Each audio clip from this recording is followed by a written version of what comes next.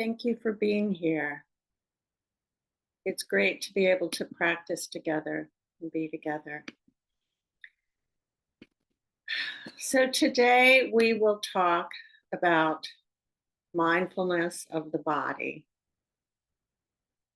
And it is what the Buddha said is the first step toward awakening and liberation. And that without it, awakening is not possible. So, just to give you a sense of what will be happening, we will have a guided meditation first that will be a little shorter than normal. It'll be about 15 or 20 minutes. And then I will share on the teachings about mindfulness of the body. And throughout that portion, I'll lead some reflections or meditations.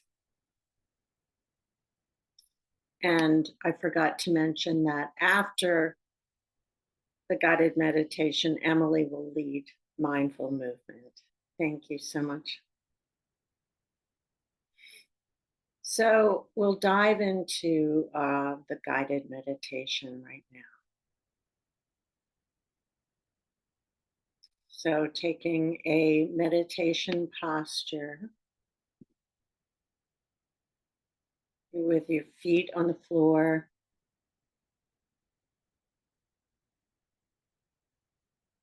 your sit bones on the chair or cushion.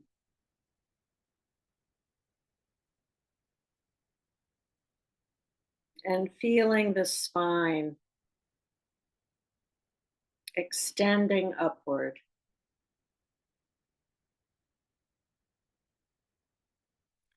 Aerating the spine and the torso.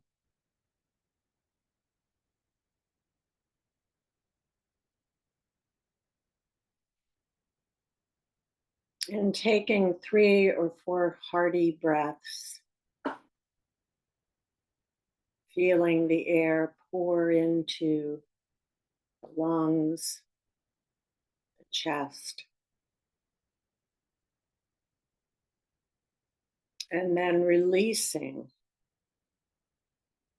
all the way to the end of the exhale.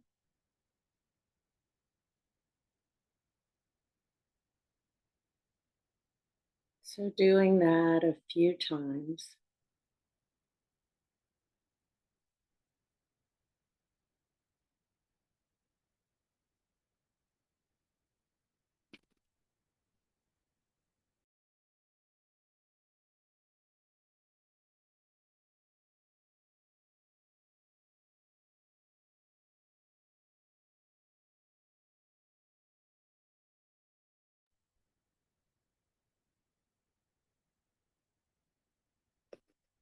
Opening the body to the air,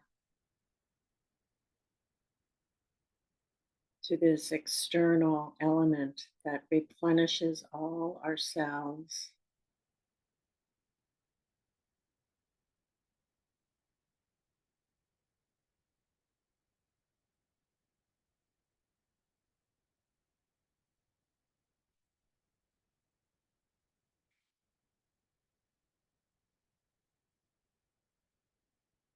And then breathing naturally.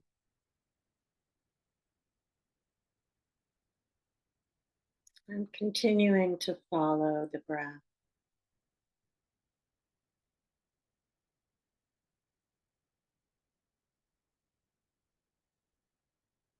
Releasing tension on the out breath.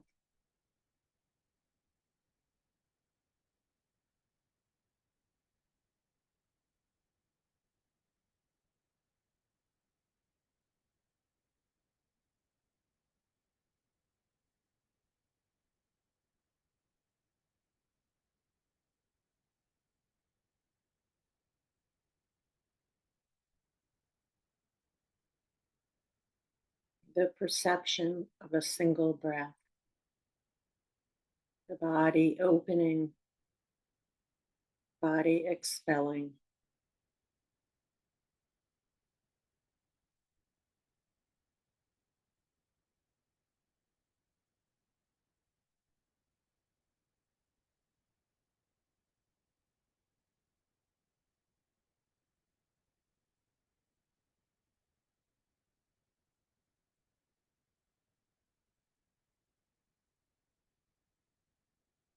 As the belly gets larger,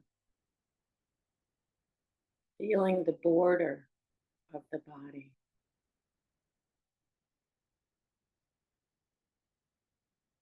the edges,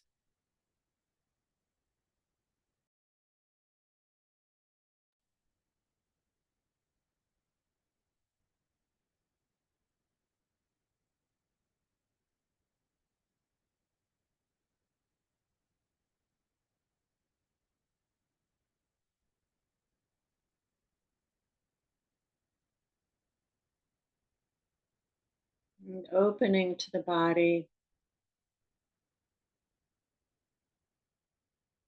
and to the breath's rhythm.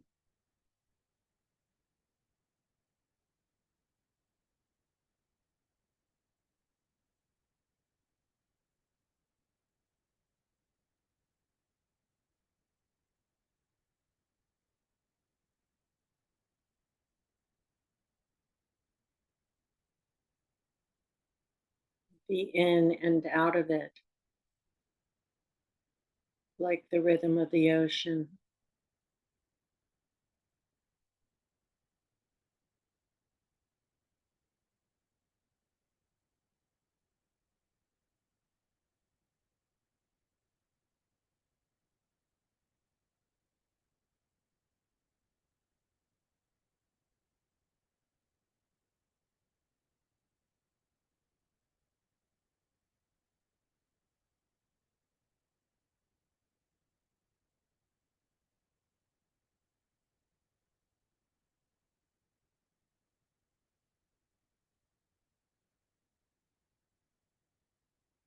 Allowing it to soothe,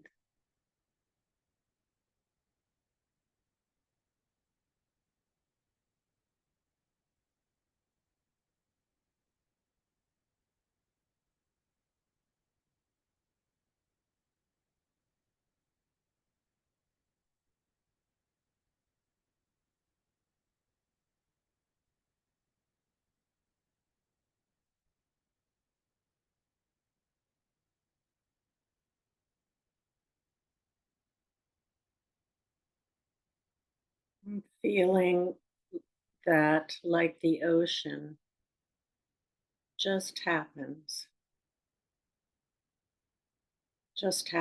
on its own.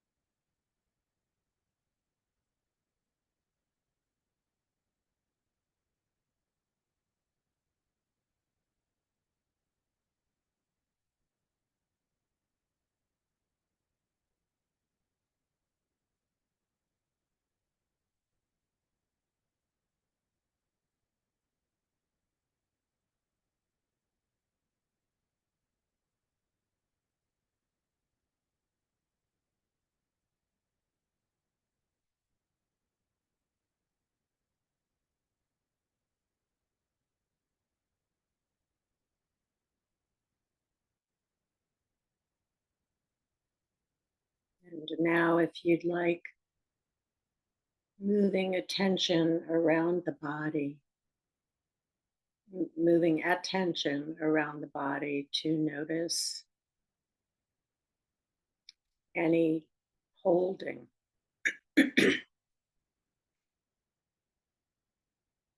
any constriction.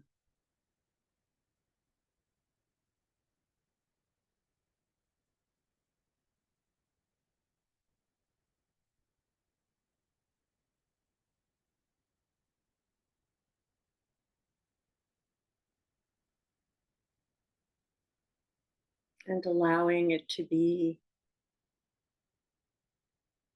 just as it is,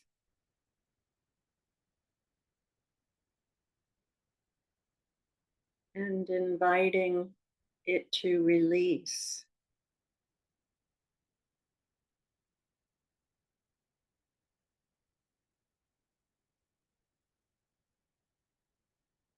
not trying to banish the tightness, but respecting it,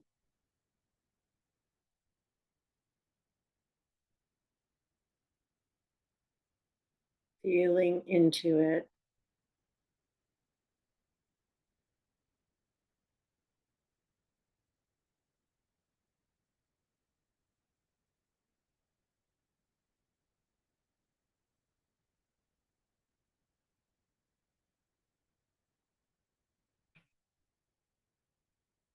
and imagining the breath circulating around any places holding stress.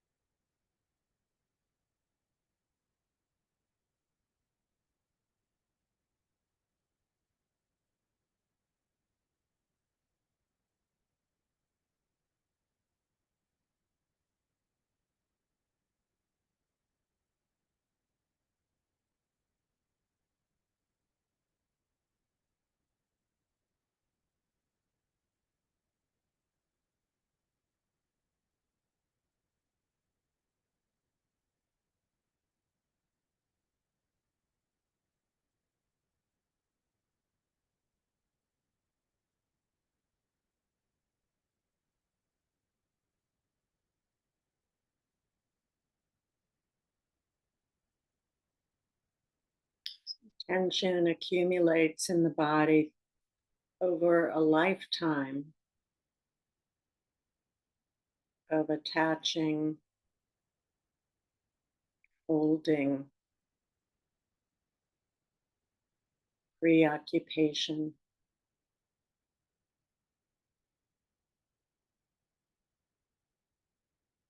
It's nothing to be ashamed of, it's part of being human.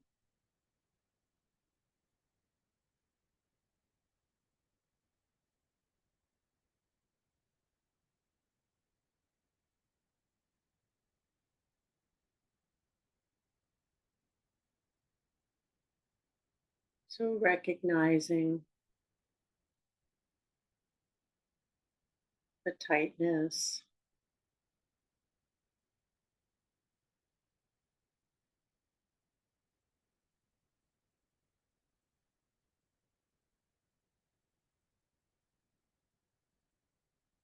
feeling the breath, comfort, replenish,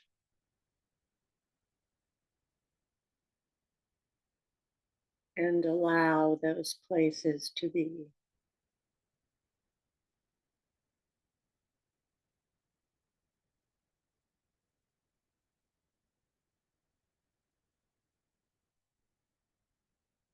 And just now giving up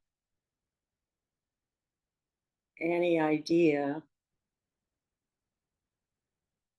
of what this is supposed to accomplish, and just feeling and allowing.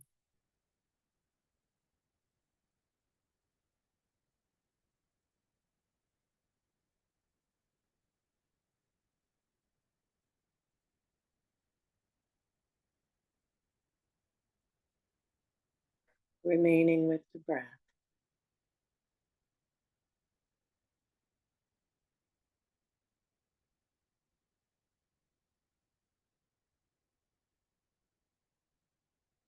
If that doesn't work for you, you might listen to sounds.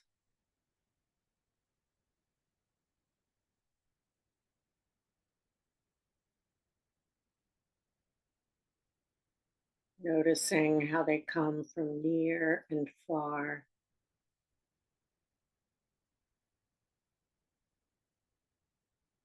how they're unpredictable, always changing,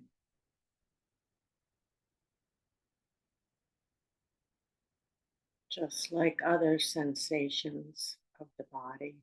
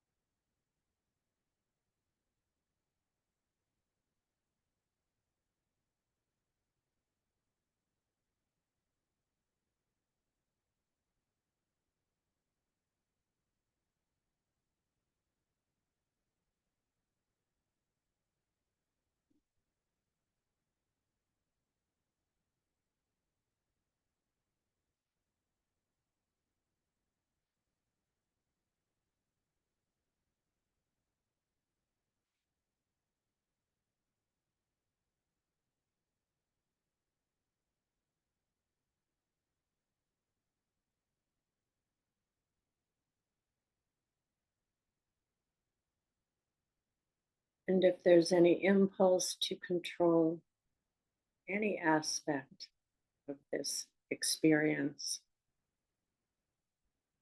just noticing that without judgment,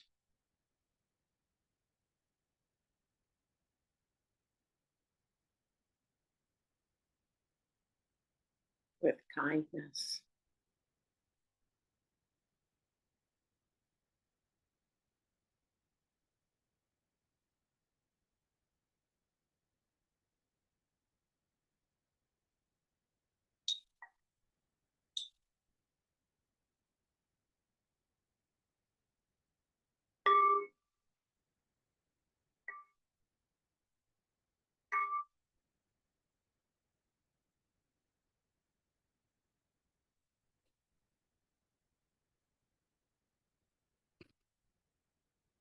S- So, as I mentioned, today we're talking about mindfulness of the body, which is the first of the four foundations of mindfulness. And a lot of people actually think the word mindfulness is probably a mistranslation or at least a slightly misleading because we want to be aware of the body and of the heart, mind, body as a whole. So the word awareness is what some teachers prefer to use, the four foundations of awareness, with the body as the first. Gil Fronsdale was asked by a beginner meditator which book is the best one for learning the Dharma. And he said, the body. The body is better than any book. And we live in a time and place where the thinking mind almost totally dominates our experience as we move through the day. Our thoughts can block access to the wisdom of the body. And that must have been true to a large extent in the time of the Buddha as well. But I can only believe it's gotten worse because of the pace of our lives. One great meditator from the Thai forest tradition, Ajahn Buddhadasa, was asked how the modern world appeared to him.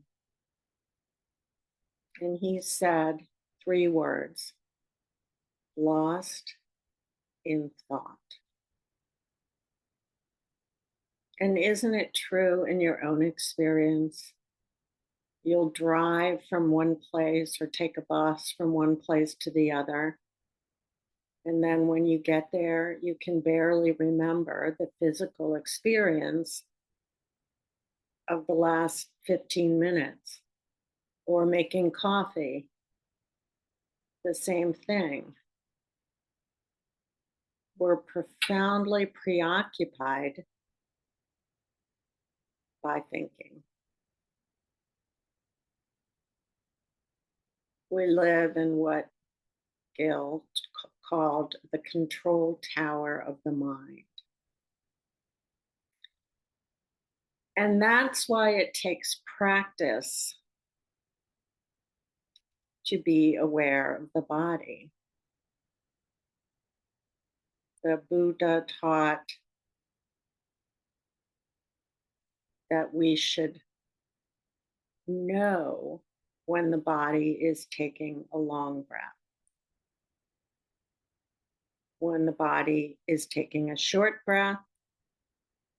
No, it's taking a short breath. When the body is walking, no, it's walking. When it's urinating, no, it's urinating. And it's really a life practice to recondition our body, heart, mind to be here and now.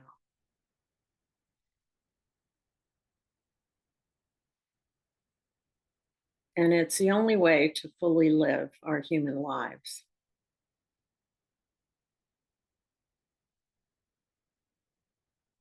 It also avoids unnecessary suffering. So let's focus on how the thinking mind creates suffering.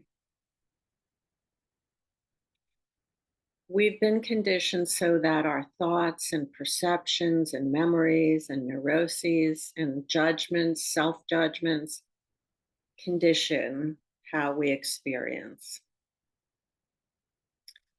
the world, others, ourselves. And as I said, the pace of our lives makes it very hard to pause and get off this treadmill of chatter that the mind creates. We're living off our to-do list. So it really takes pausing in the space that pausing gives to be in our physical reality. So let's do an experiment right now. Sitting in a meditation posture,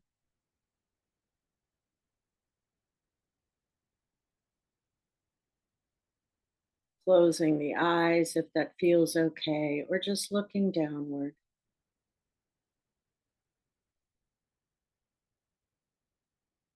Taking 3 or 4 slow, deep breaths all the way in and all the way out.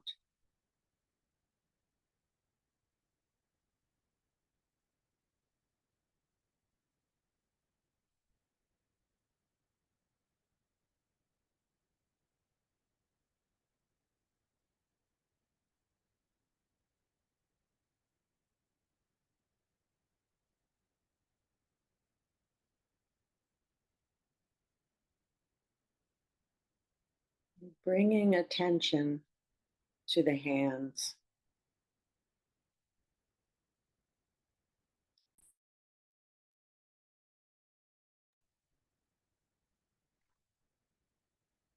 And feeling the outside of the hands as they rest on wherever they are. The texture of your lap or wherever they are resting. the air against the skin,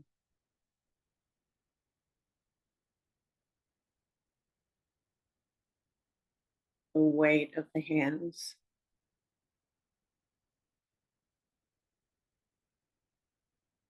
the slight pressure of their weight.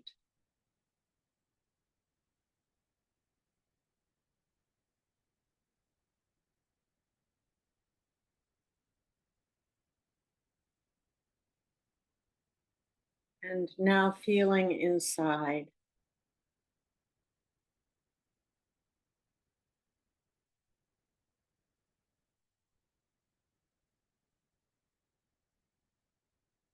feeling any aliveness that's there.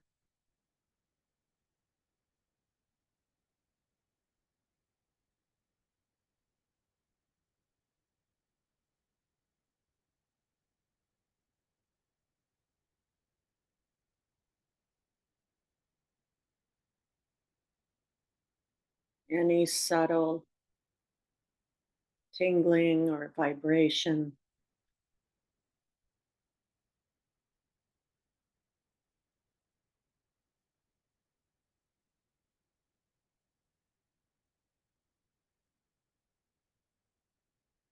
Just feeling directly or allowing the hand to feel itself.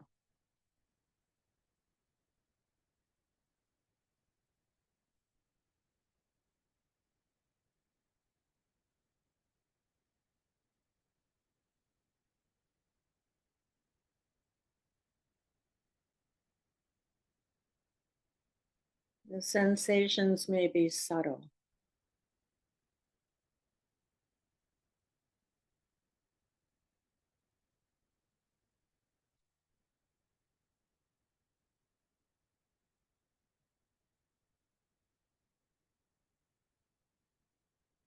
There may be a sense of spaciousness inside the hands, or density,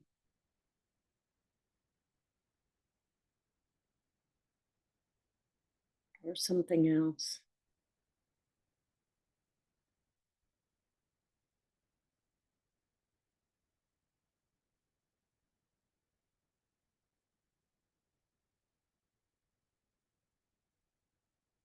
And now remembering any thoughts you've ever had about your hands.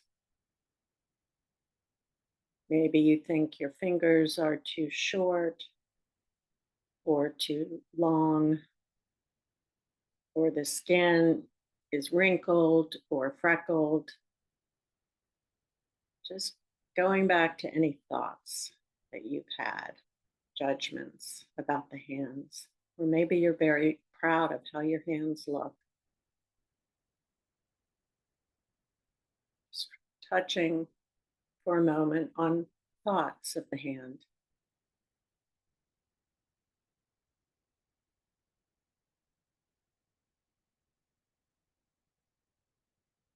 Now returning to the feelings inside the hand.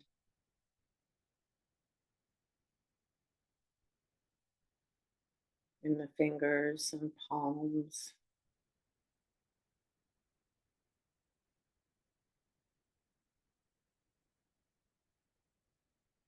Just receiving, being sensitive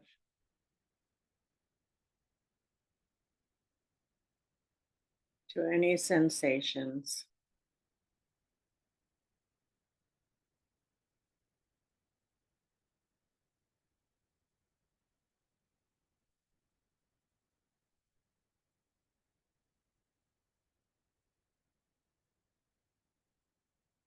And can you notice any changes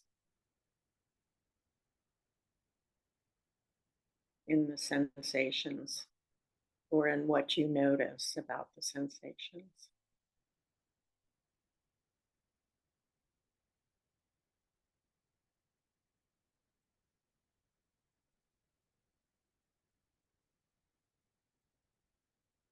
Just letting the awareness be relaxed.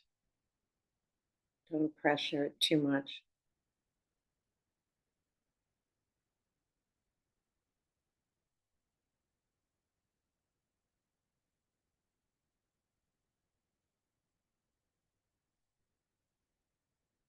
Just being with the flux and flow,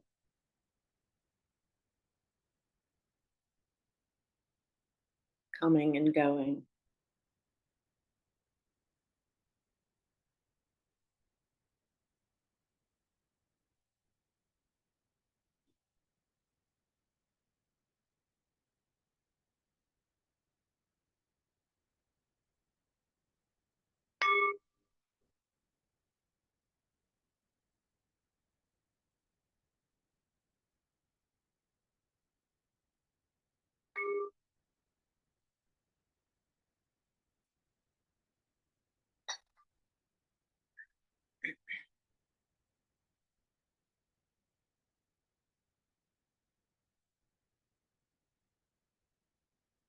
So that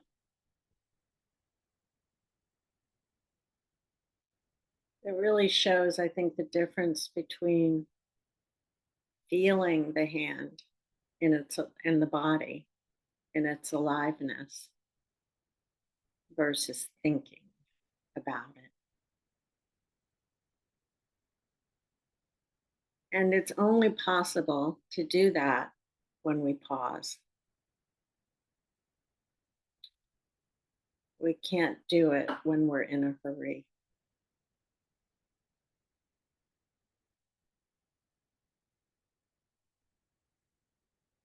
And so there really are two different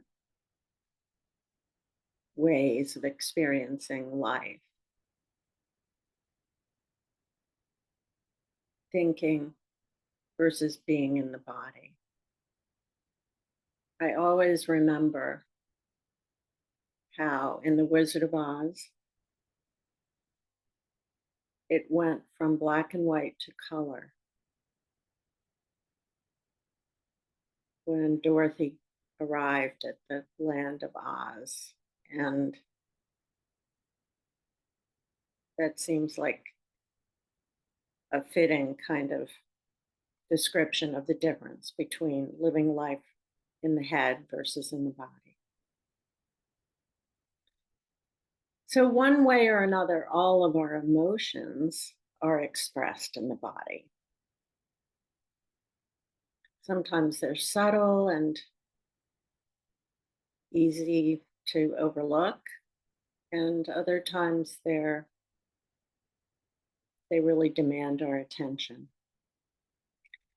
And how we deal with our body's expression of emotion it makes a huge difference. We can learn, body can teach us to be skillful and kind about our emotions. Our tendency is to judge our feelings or be overwhelmed by them.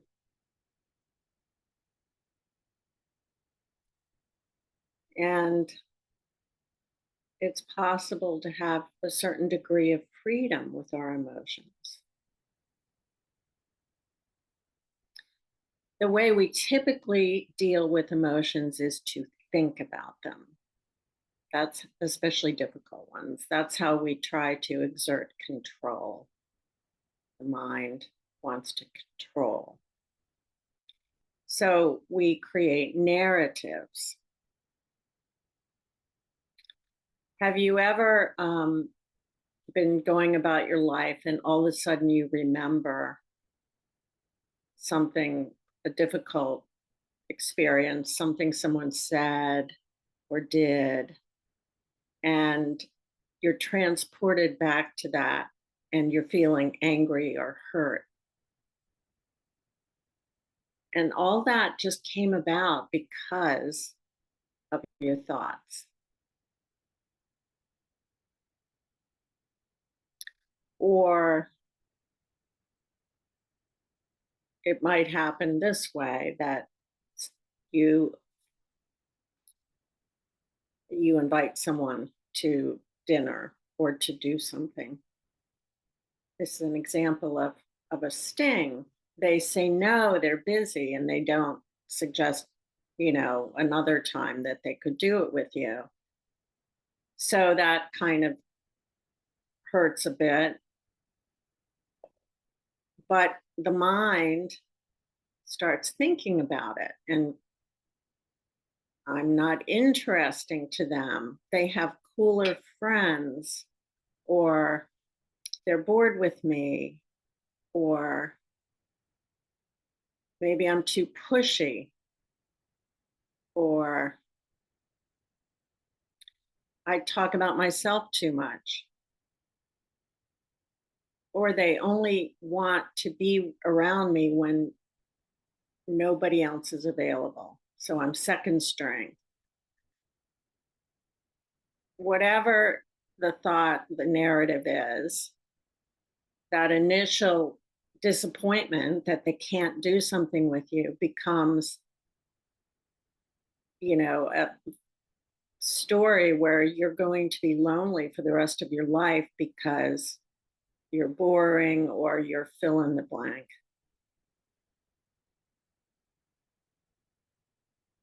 Or say you have a flat out conflict with somebody and you keep thinking about it, it's painful.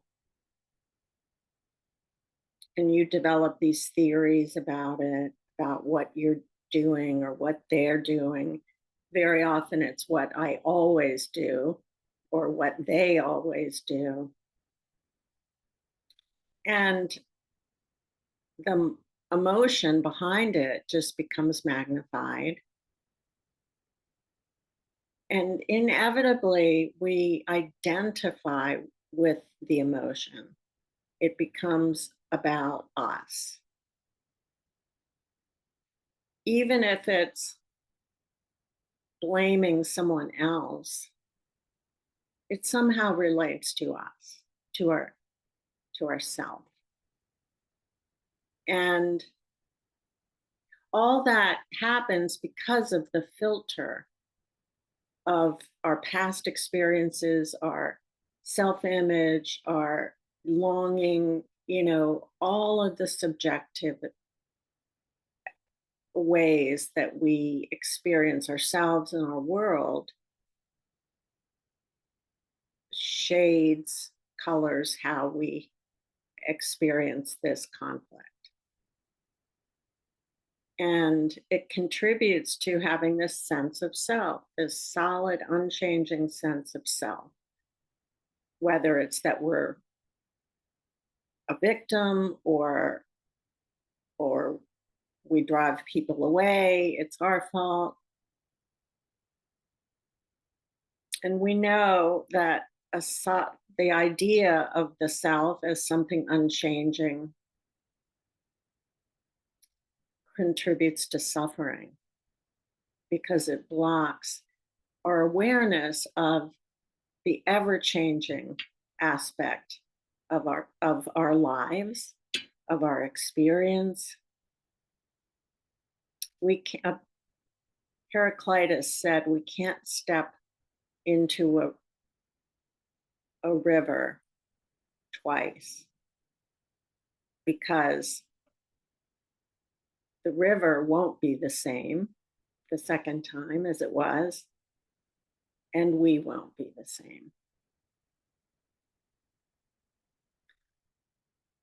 So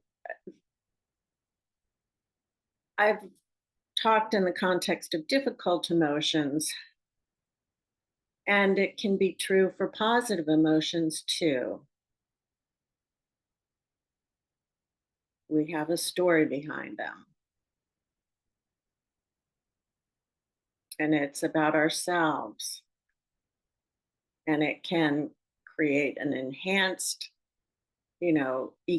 ego or self-importance, or it can create a sense of fragility because we're afraid of losing whatever positive experience or pleasure it is. And so our thinking can bring a lot of suffering, which is why, to a large extent, we distract ourselves with substances and food and alcohol. It's because of thinking that charges our emotional state. And of course, in a way, our thinking about difficult emotions takes us away from the raw sensation of the feeling, the honest pain that can come with being human. It can come from a conflict or a loss. So, how do we live our, fully human lives with these losses and difficulties and allow ourselves to feel them, and what how does that change things? Because emotions are always valid and important, so the answer isn't to somehow get rid of them or repress them. It's possible to drop into the body, to drop thought and go into the body and feel the sensations of emotions instead of living in thoughts and stories. So we'll do an exercise,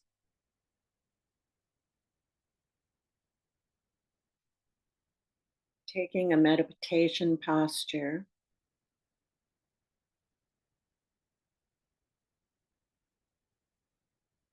closing your eyes if that feels right, or looking down,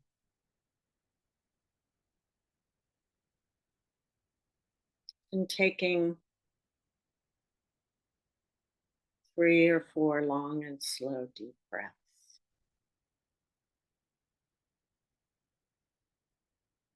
Exhaling all the way to the end.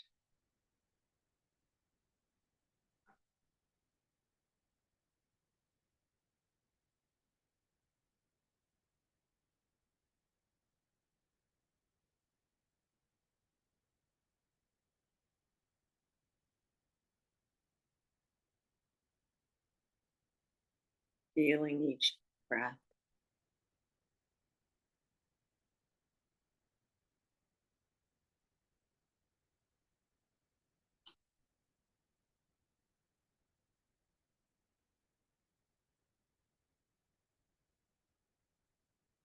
And now bringing to mind and heart an experience that is difficult but is not your most challenging or traumatic. Maybe it's a 3 out of 10 on a scale of 1 to 10. But it's something that is upsetting and that you've thought about.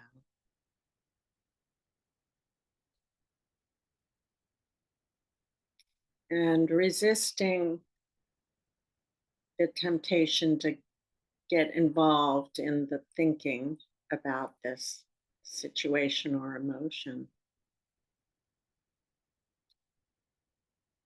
and sensing it instead.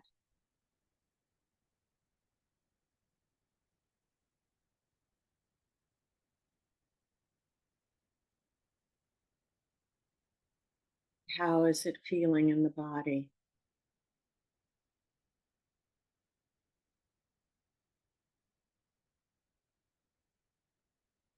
So we're just practicing with this.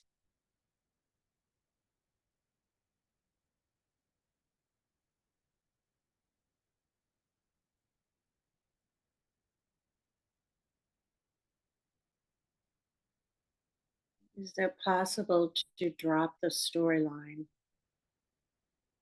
completely and feel the energy of this?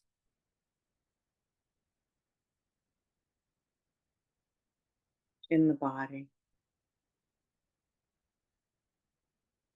in the belly or chest or throat, wherever it's felt.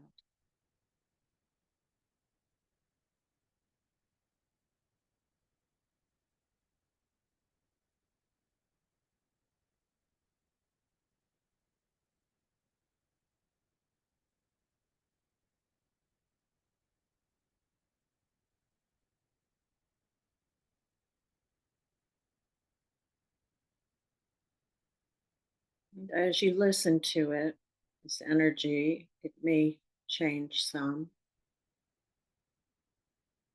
shift.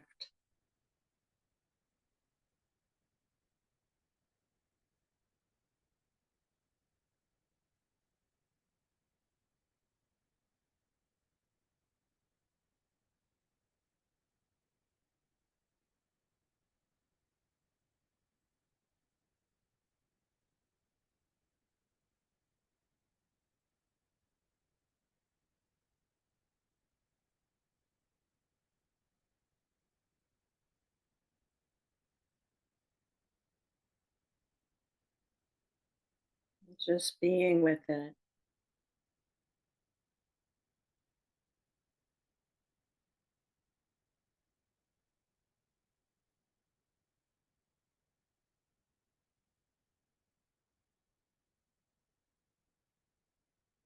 If there's a sense of wanting to push away or judge the feeling, that's natural.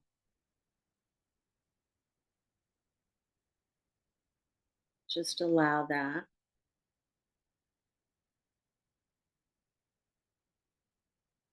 Nothing that you feel is wrong.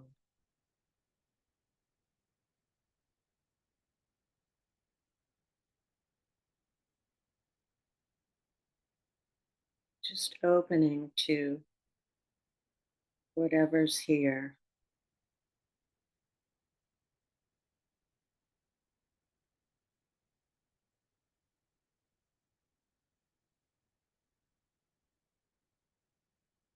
Can you sense your attitude toward this emotion, this energy?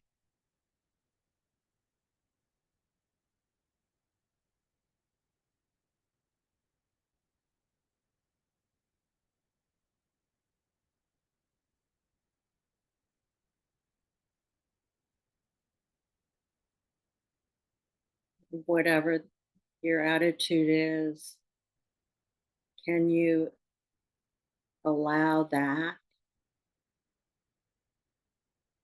as well as the emotion itself?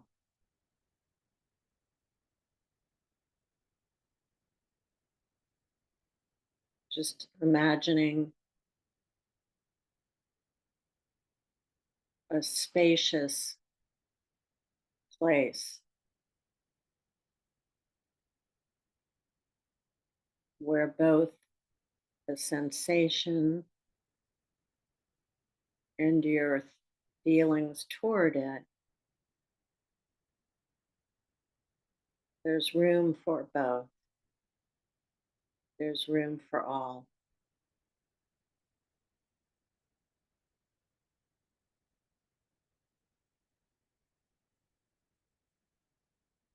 Holding it all with open arms, with compassion.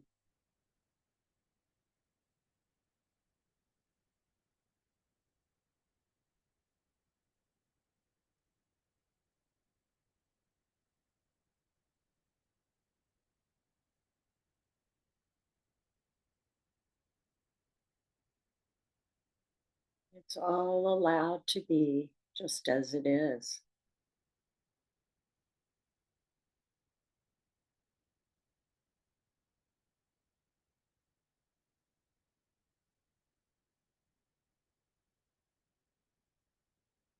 Perhaps there's been some shift in the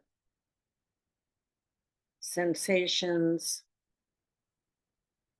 or in how you feel about it.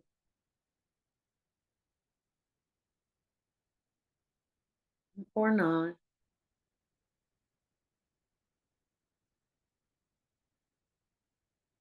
just noticing and allowing.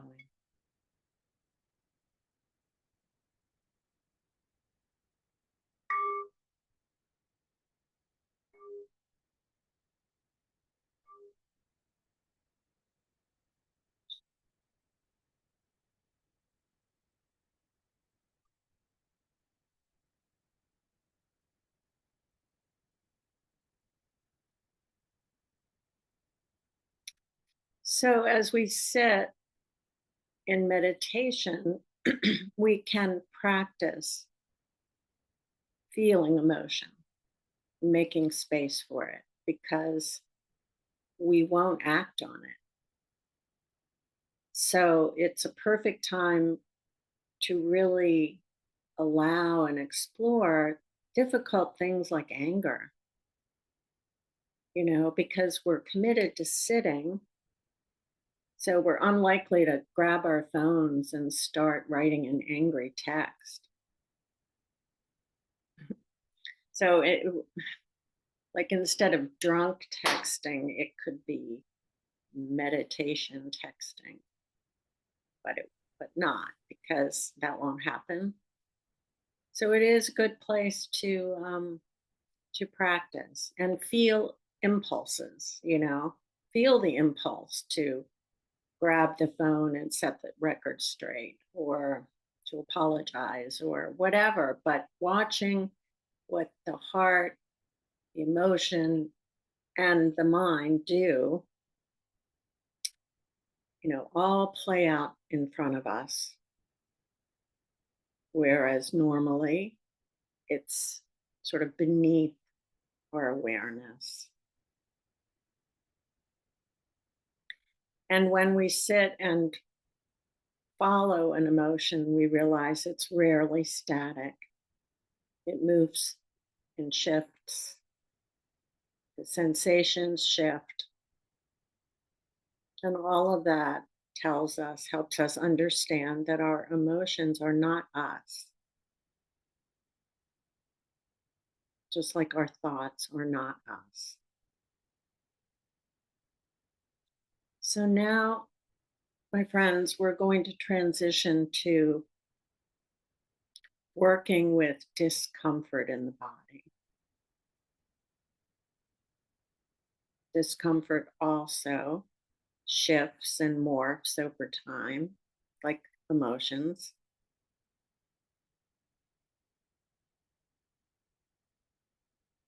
And as we sit, we become more aware of discomfort a lot of times. We become conscious of aches and pains and tension. So when we allow the body to settle, to relax, that is kind of an opening to being mindful or aware of discomfort. And mindfulness of discomfort won't fix anything, but it can help alleviate the fear around pain. So let's do another practice.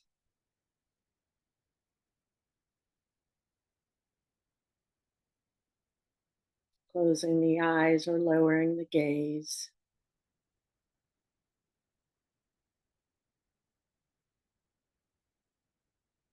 Taking some long and slow deep breaths.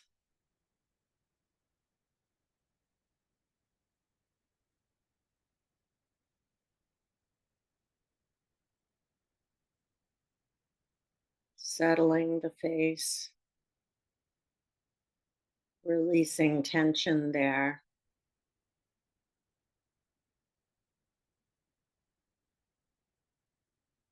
Releasing the shoulders.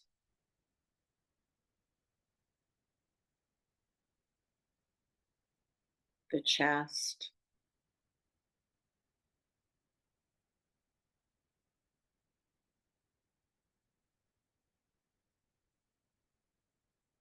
the back,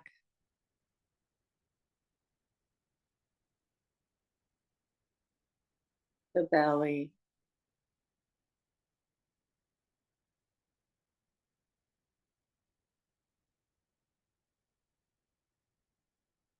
and locating where the body holds stress or tension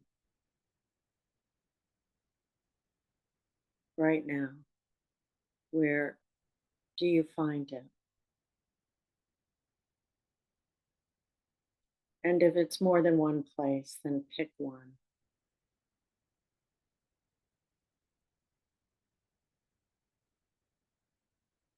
And it might be very minor.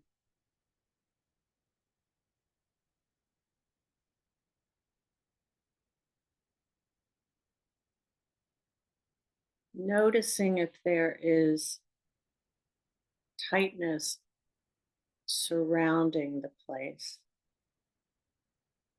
Noticing the range, the geography of the tension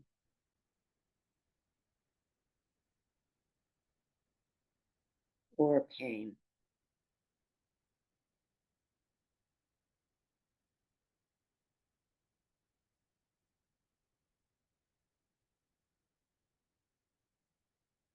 And trying to release tension, to release the muscles in the area surrounding the primary point of discomfort.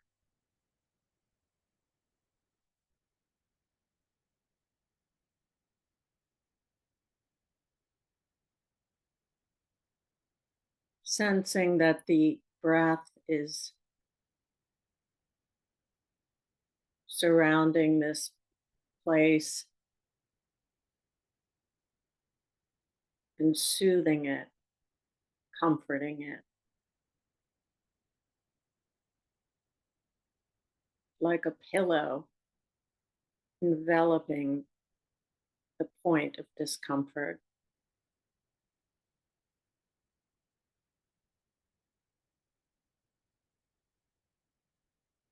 At the same time, inviting the muscles surrounding to soften.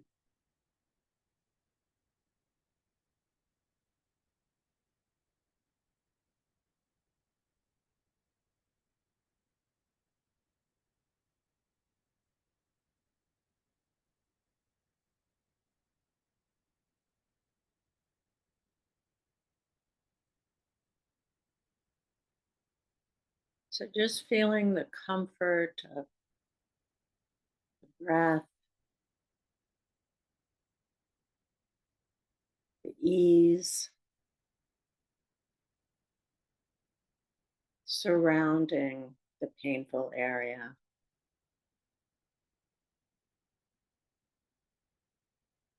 Or uncomfortable area.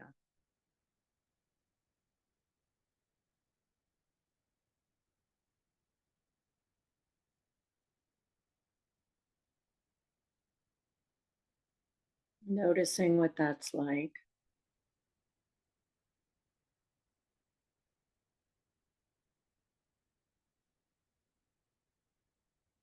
And if the discomfort is not too severe,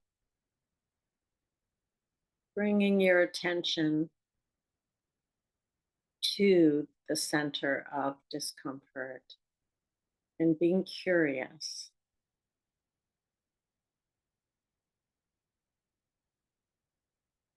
And if you don't have any such discomfort right now, remembering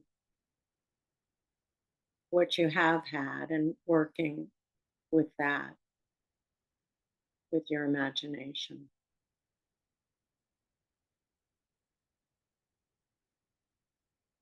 Being curious about the sensations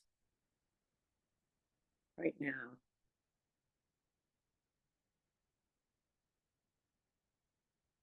Is it possible to label the sensations? Perhaps it's throbbing, pinching,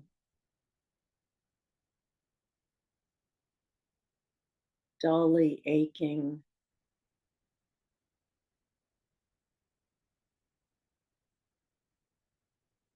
pressing, just labeling what it is you feel.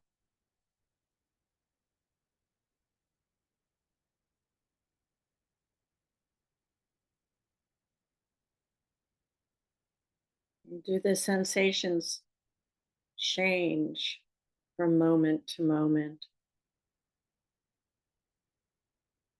They may get more intense and then weaken or change. They may shift from throbbing to a sort of contraction.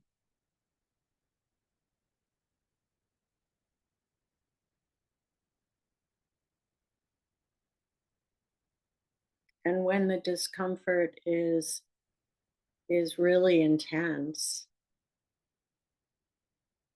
you can move your attention away to a part of the body that is completely comfortable, such as the lips,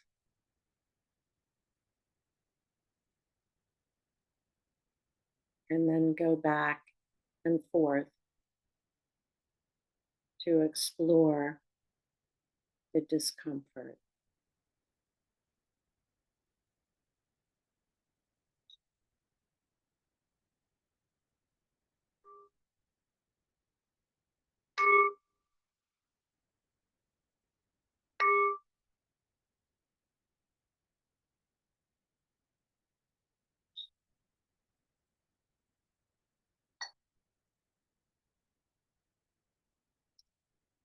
The body tends to tighten when we experience discomfort. It's sort of a universal response. And that tensing um, comes with the mind thinking, this shouldn't be, this is a big problem. And that all prevents us from really from relaxing enough to feel what it is. I've had, I've experienced discomfort where if I can relax and soften enough to explore, I notice that the sensation often stops and starts. And during the stops, it's possible to enjoy them, to enjoy the absence of the discomfort. The reaction of tension, of tensing out of fear exacerbates the discomfort. So um, that's a natural and human response, which we don't want to judge, that we want to be patient with. And mindfulness of discomfort doesn't, fix things, but